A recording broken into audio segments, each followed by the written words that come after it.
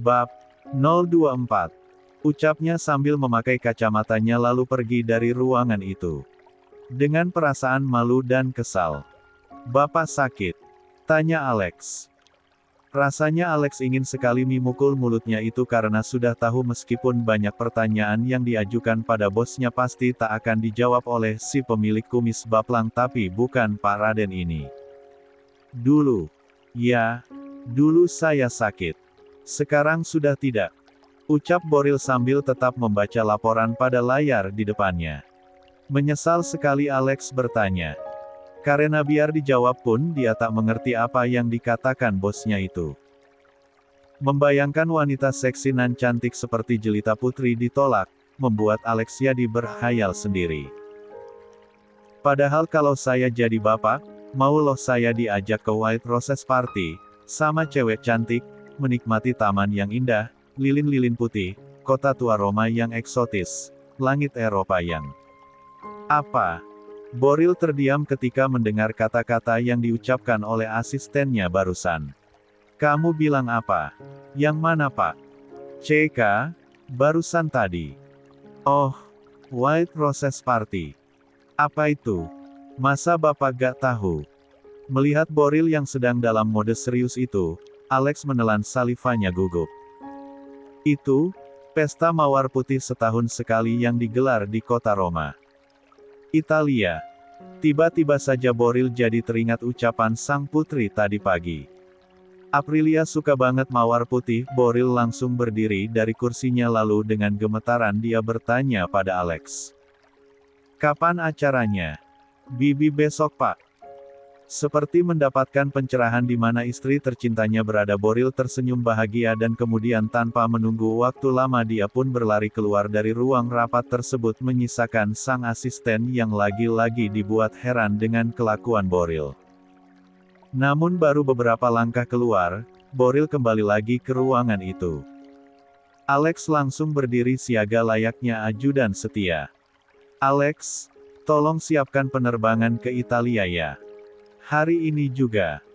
"Terima kasih." Dengan satu senyuman manis Boril mengakhiri pembicaraannya dengan Alex. "Tunggu sayang, Mas datang." Awal trimester kehamilannya, Aprilia tidak merasakan apa itu ngidam. Ia baik-baik saja dan tak pernah menginginkan sesuatu yang aneh seperti kebanyakan wanita hamil pada umumnya. Tapi kali ini, saat usia kandungannya memasuki usia 6 bulan, tiba-tiba saja Aprilia ingin sekali pergi ke acara pesta ros putih yang diselenggarakan di kota Roma. Ingin menggenggam kelopak-kelopak mawar putih itu dan menyiramkannya ke atas kepala. Aprilia memang menyukai bunga mawar. Dan pernah mengatakan pada Stella kalau suatu saat nanti ingin sekali berada di kota Roma untuk menikmati pesta setahun sekali ini. Kemarin-kemarin saat dia pertama kali menginjakkan kakinya di sini tak pernah sedikit pun terbersit dalam pikirannya untuk datang. Tapi sekarang, keinginannya sangat kuat tak bisa dihalangi. Memang kadang-kadang anak yang dalam perutnya ini kalau bertingkah, tidak main-main. "Benarkah?" Aprilia menganggukkan kepalanya. Adriana tersenyum lebar lalu memeluk sang putri saking senangnya. Aprilia mau keluar rumah dan menikmati hari-harinya selama berada di sini tidak selalu di rumah saja. "Mama senang sekali. Akhirnya kamu mau keluar rumah, bosen kan, di rumah aja?" "Iya Ma. Oke. Mama kan siapkan mobil ya. Atau limosin.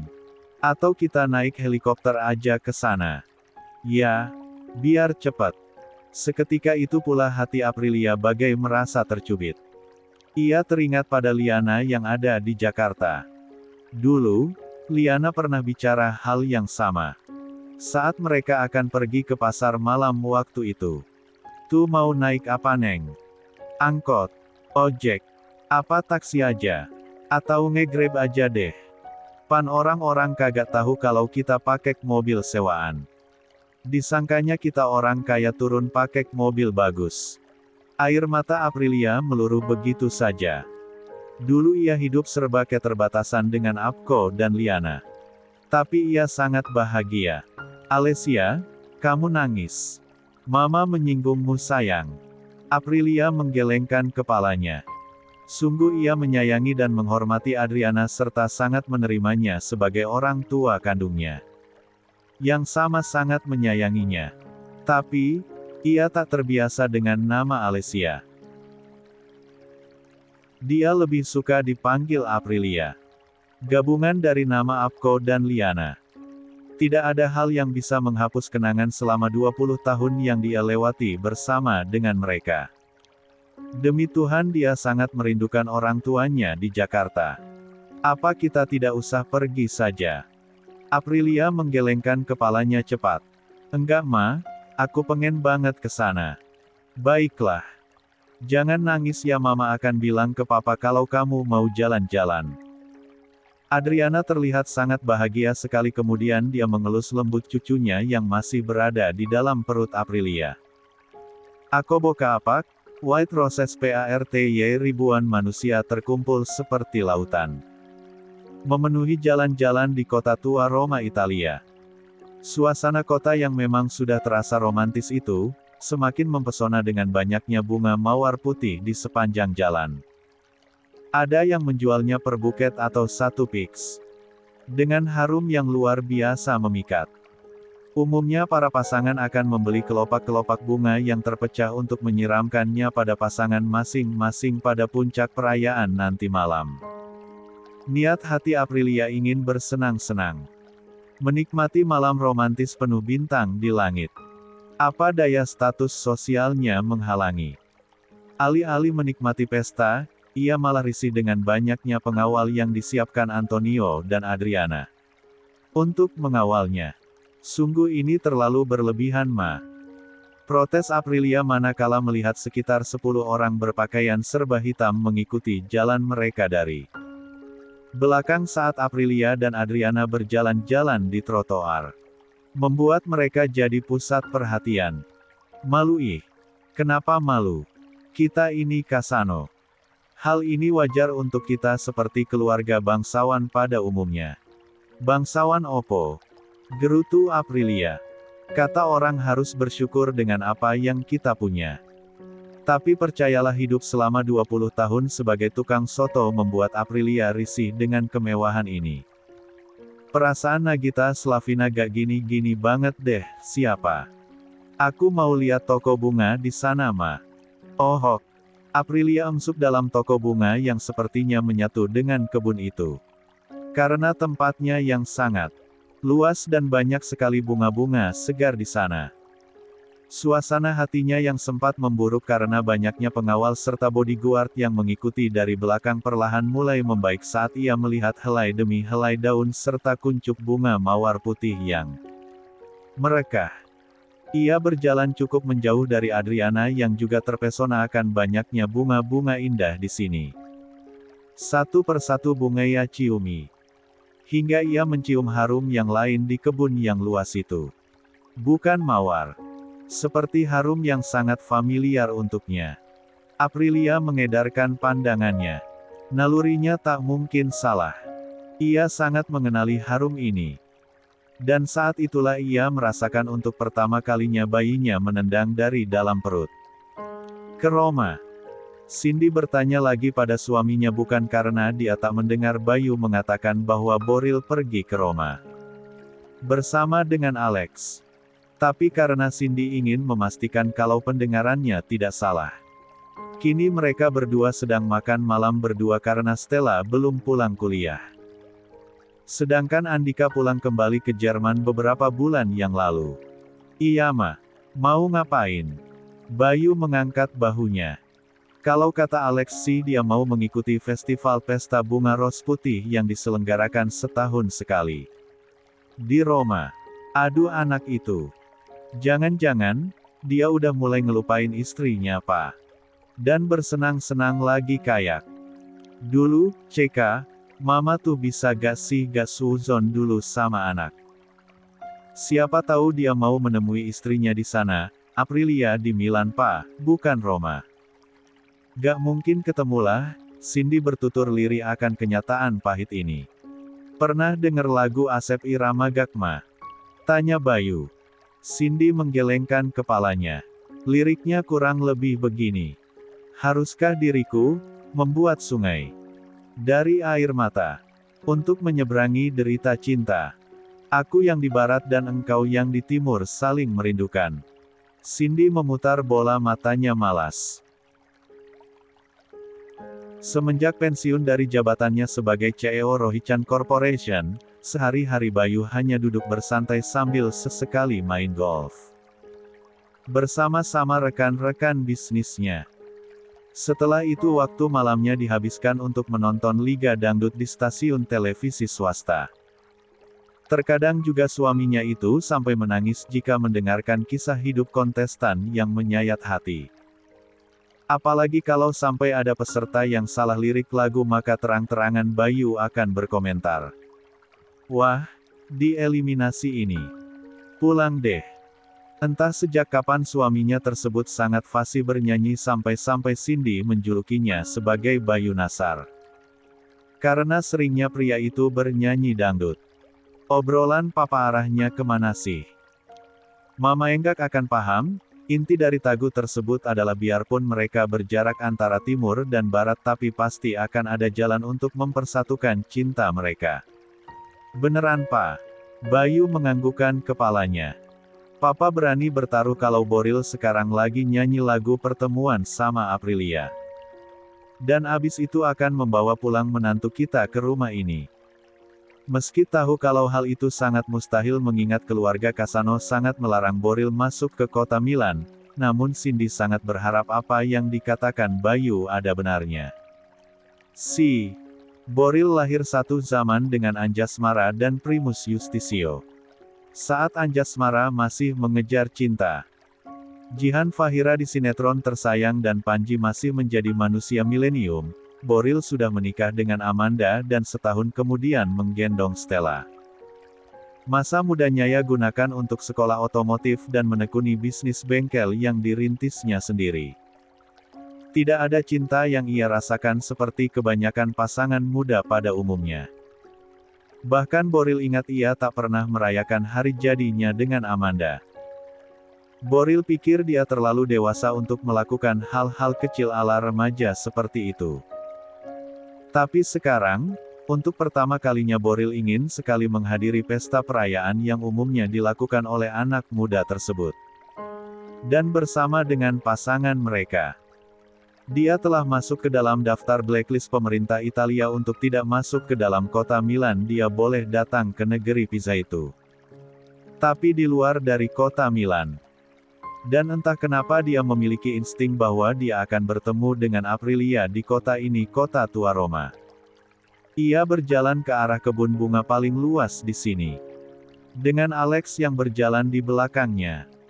Alex sendiri sangat senang diajak ke luar negeri untuk pertama kalinya oleh Boril. Hari semakin larut malam namun suasana menjadi semakin meriah. Dengan suara para musisi jalanan yang mengiringi para pejalan kaki yang lewat. Saya mau masuk ke sana dulu Lex. Oh, iya baik Pak. Saya foto-foto dulu ya. Buat Instastory. Jawab Alex dengan senyum lebarnya, namun perlahan senyumnya meredup karena melihat wajah Boril yang tak bersahabat. Boril sendiri tidak peduli apa yang dilakukan oleh asistennya tersebut, dia hanya mengikuti kata hatinya yang ingin masuk ke sana. Cukup jama Boril berada di kebun bunga tersebut. Ternyata istrinya memang memiliki selera yang bagus dengan menyukai bunga mawar putih. Buktinya Boril sungguh sangat terpesona ketika pertama kali menginjakkan kakinya di kebun buah yang sangat luas ini. Sungguh sangat memanjakan mata. Di sana mereka bebas memilih bunga apapun yang mereka inginkan. Untuk kemudian nanti dibayar pada kasir yang berada di bagian depan kebun ini yang disulap menjadi sebuah toko. Sebuah bunga mawar sangat cantik telah menyita perhatiannya. Ia lalu mengambil sekuntum bunga itu. Boril tersenyum sangat bahagia dan senang ketika mencium harum bunga mawar itu, sangat menyejukkan hati.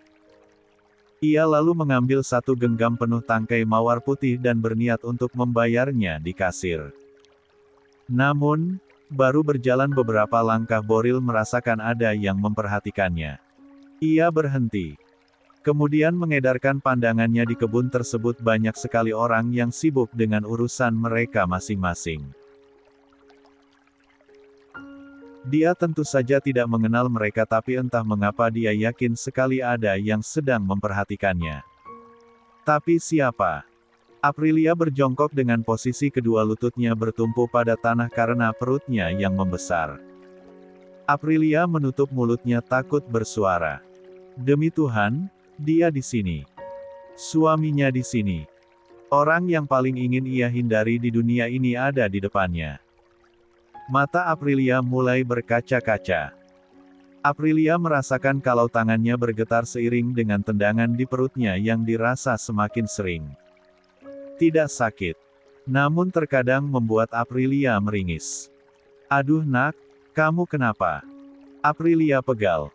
Ia tak mungkin terus-terusan berjongkok begini. Tapi ia takut kalau dia berdiri maka Boril akan menemukannya.